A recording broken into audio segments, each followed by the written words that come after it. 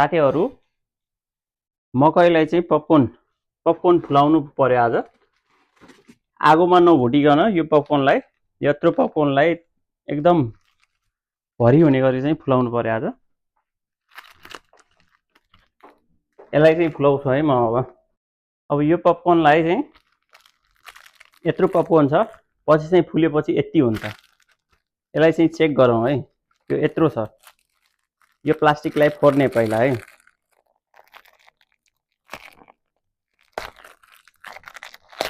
Folding चाहिँ packing राम्रो छ एकदम। यसमा चाहिँ यो अलि कस्कोबाट ल्याएको यस्तो आएको छ। अब हामी चाहिँ यसलाई माइक्रो भित्र हालेर पकाउँछौँ। अब यो चाहिँ यति मकैको चाहिँ अब कति हुन्छ त फुलाएर। यो चाहिँ मकै छ भित्र। यसको चाहिँ पपकर्न कस्तो हुन्छ हेरौँ है। यो माइक्रो भित्र चाहिँ यसलाई फुलाउनलाई हामी यसमा मसला ससला सबै राखेकै हुन्छ। माइक्रो भित्र हाल्ने, बन्द गर्ने।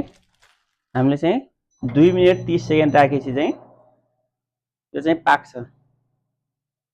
1 सेकेन्ड अगाडि छ, 2 मिनेट 30 सेकेन्ड राखेपछि चाहिँ यो पाक्छ मजाले।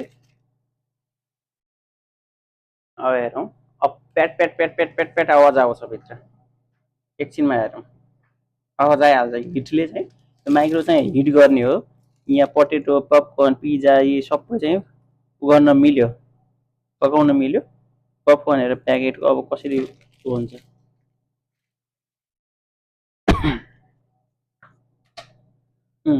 आवाज आइसक्यो, सुन्न सक्नुहुन्छ आवाज।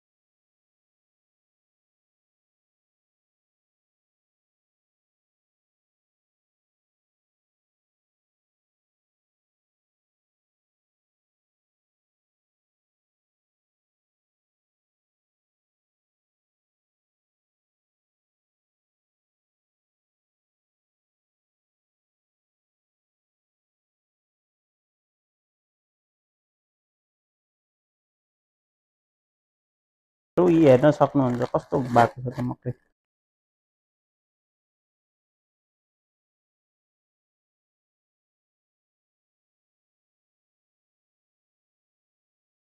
तपाईँहरू पनि यसरी नै अमेरिकामा बस्नुहुन्छ भने बनाउन सक्नुहुन्छ है।